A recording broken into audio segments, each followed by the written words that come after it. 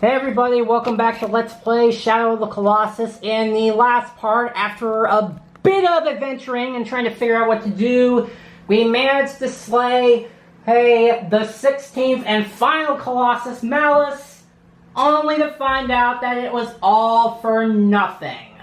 Basically, the guy from when we played Gia named Lord Iman showed up, basically trying to stop Wander from resurrecting Dorman.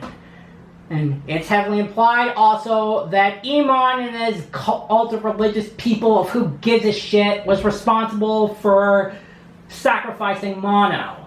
And admittedly, while Wander's act was rather selfish, he knew he wanted to bring Mono back no matter what. Unfortunately, we're supposed to believe that Iman's way of calling out Wander for this, and by extension the player, believes he was in the right. As I said in the last part, I didn't like it when Mose from Tales of the Abyss did it, and I certainly don't like it here. And we basically find out that after getting shot in the arrow and getting stabbed in the chest, Mono is still dead.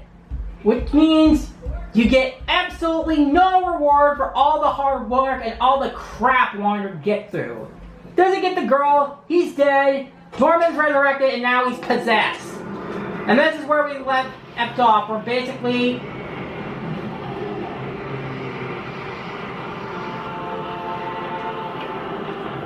we also saw that Iman and his goons picked up the magic glowy sword thing.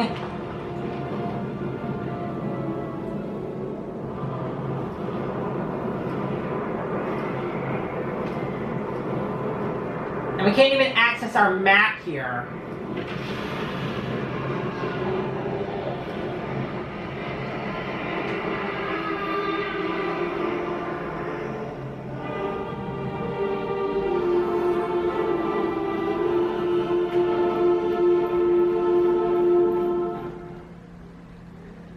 Alright, now we've reached the end of the game.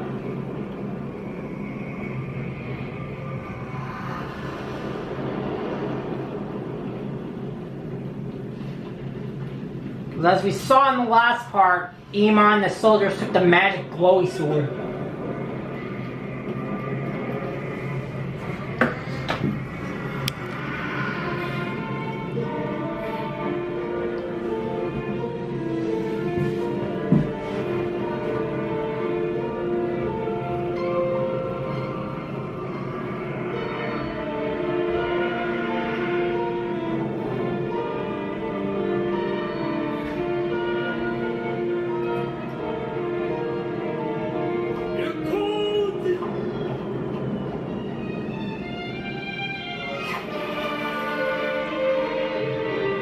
Wait, hold the phone.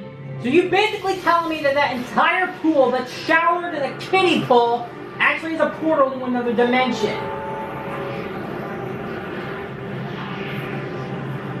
And now we get our last bit of player input, where basically we have to control the possessed wanderer to desperately try to get to Mono.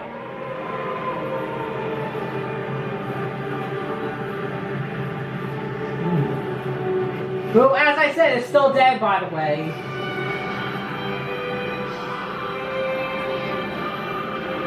I should also mention that there's supposed to be a way to unlock some art where you basically have to hold out for an entire minute. But that's basically impossible considering how close you are to the frickin'...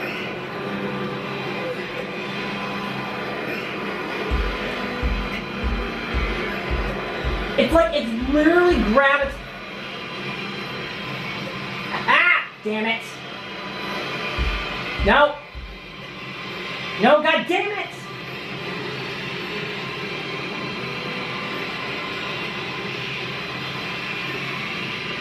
Damn it!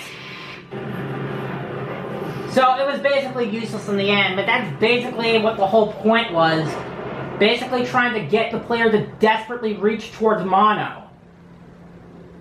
See, how are you supposed to unlock a few concepts of art of trying to get... Like, holding out for an entire minute is impossible. And so, because Dorman, Wander, and the magic glowy sword are gone, Now basically the entire area of the Forbidden Lands is gone.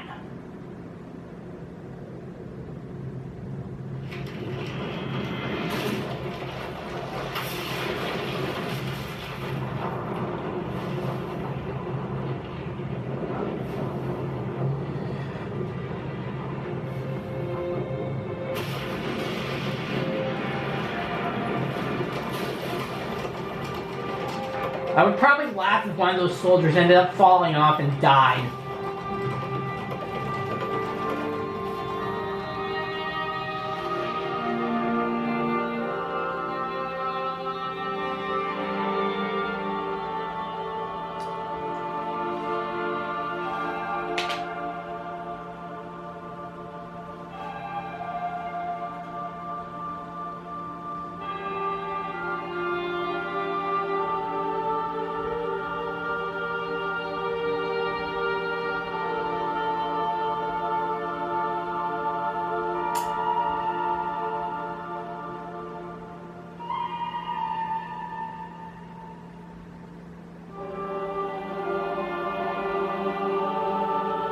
Oh. Well, I was wrong, folks.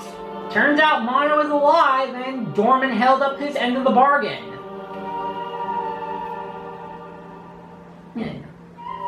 Well, honestly, I knew that this was coming, but let's be honest here. So that's basically the positive and negatives when basically dealing with the devil. Where you have to suffer the consequences, but you'll get a reward in the end. Except you won't technically get the reward. I don't even see the pillars of light anymore.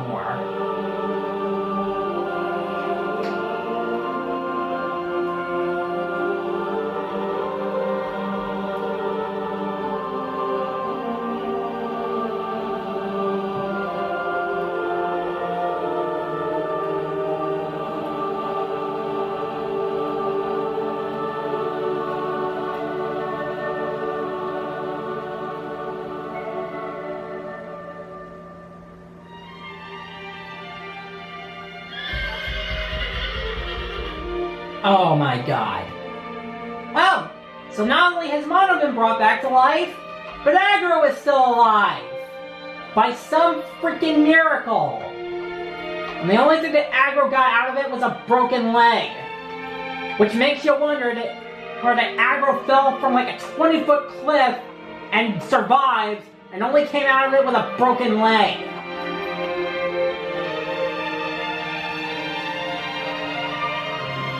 Yeah.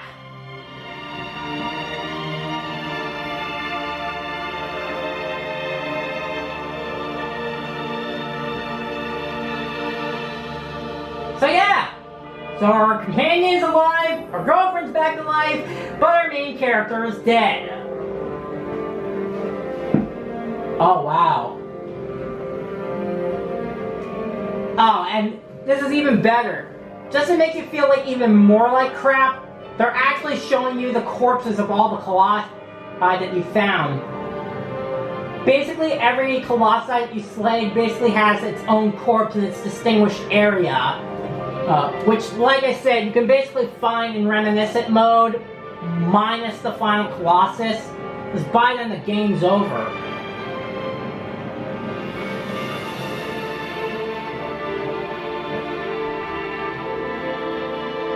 I was actually going to ask, where exactly would you find Avion on the water? Now that answers my stupid question.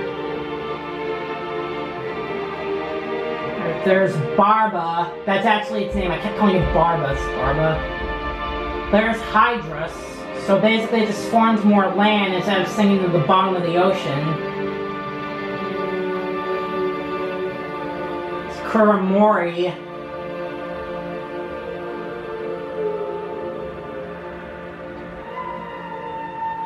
There's freaking Bossaran, pain in the ass geysers. Alright. Well, I did find Dirge off screen.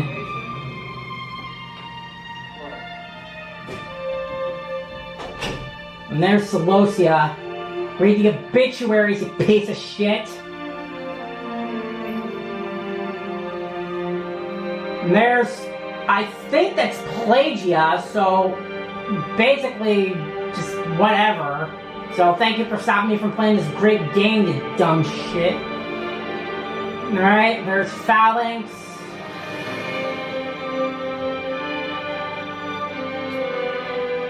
Alright, well there's Cenobia.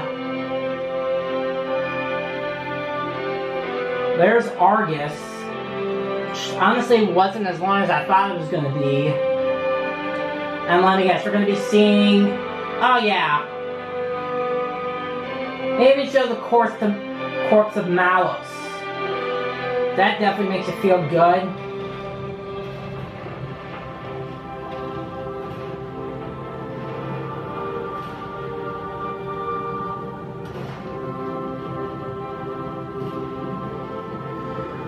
Okay, so...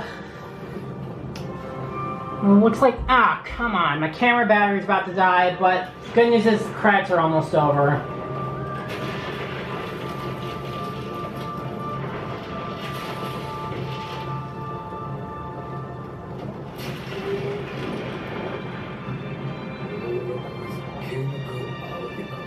So yeah, basically Iman is a religious figurehead. Well, maybe this wouldn't have happened if you didn't sacrifice Mono, you selfish jackass.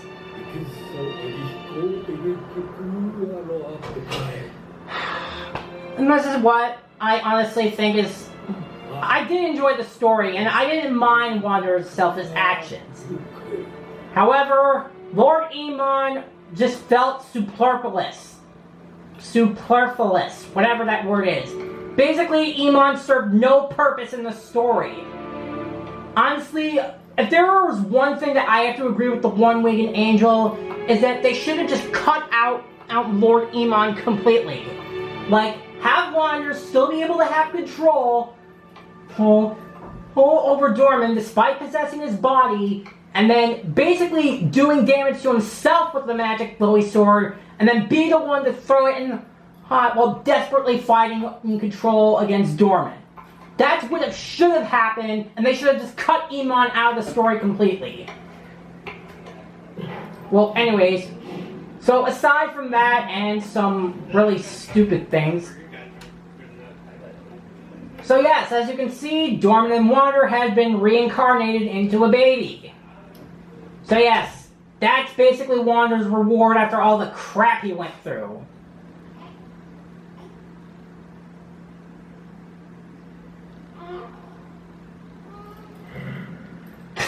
Even Agro's like, alright, I'm done here. But wait, so that raises even more questions. If Iman basically blocked up the store, how exactly is Mono supposed to get back? Well, then again, I suppose he thought that Mono was still dead. But still, the more I think about it, Iman's kind of a douchebag. Alright, so with all of that, and despite this depressing as hell final act, that was Shadow of the Colossus on PS4. Now, like I said, there are many people who thoroughly enjoy this game and consider it to be one of the great games and think that it's basically one of the games that comes off basically saying of the subject of its video games art thing. What else do I have to say? I definitely thoroughly enjoyed the game. I definitely got its atmosphere and where people are coming from. The new control scheme definitely helped me get through and finish this game, so that's pretty amazing for one thing. What else? I really enjoyed the Colossi, as I really got the right atmosphere for how you're supposed to feel about them. Most of them, anyways.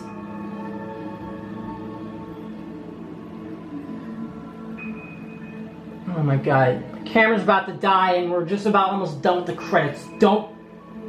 Come on, camera, don't do this to me.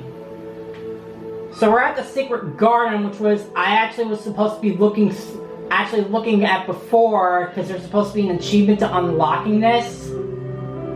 But it basically turns out that you can only access the Secret Garden and the bridge to the Forbidden Lands in New Game Plus.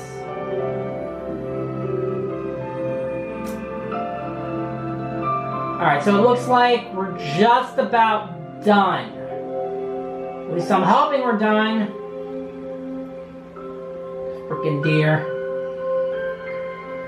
So yeah, there were a couple things that did bother me about the game. Like, sometimes aggro wasn't fully in my control most of the time, and some of the bosses, Basaran and Barba, Celosia, those Colossi can go suck a D, but I definitely got a lot where the game was coming from, and I thoroughly enjoyed playing it, and I considered to understand why it's called a classic. So, since I basically have a general idea of what it's like, maybe one day I can go back to the PS2 version and pick up where I left off. Though the only thing I will have to get used to is the fact that you have to call aggro with the X button and jump with the triangle button. That's where the controls were kind of finicky. Oh wait, the lights showing the Colossi are still showing.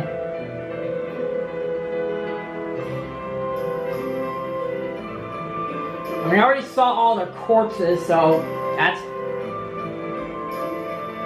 So yeah, so after everything underwent through, your reward is absolutely nothing, except kinda is.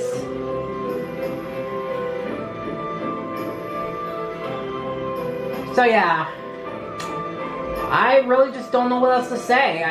I can definitely see why people thoroughly enjoyed Shadow of the Colossus. Honestly, I can't really say what already has been said. Like I said, there are people like the Quarter Guy and the One-Winged Angel who do consider this game to be a disappointment. But I can basically understand where they're coming from. I mean, I basically had to go through a couple things because the camera was a major problem. And of course, the last bit of the story with Emon pisses the shit out of me. Oh, I was gonna say, did it just take me back to the intro cutscene?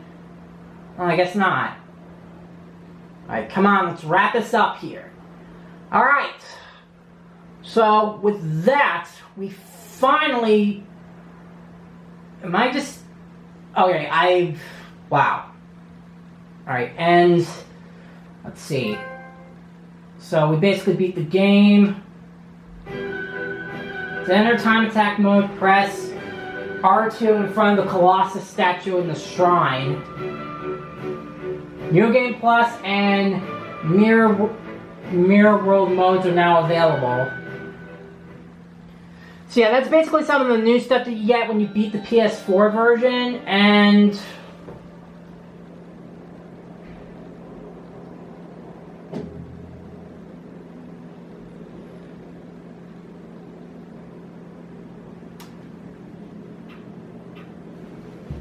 Oh, it just starts you back at the beginning.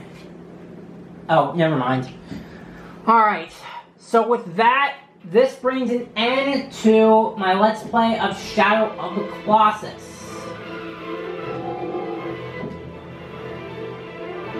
So with that, my camera's about to die, but I thoroughly enjoyed this game, and I hope you guys did too. So next time, I will see you guys on either the next Let's Play or the next MLP review. Which reminds me, I'll just save it for next time. I'll see you guys next time. Peace out.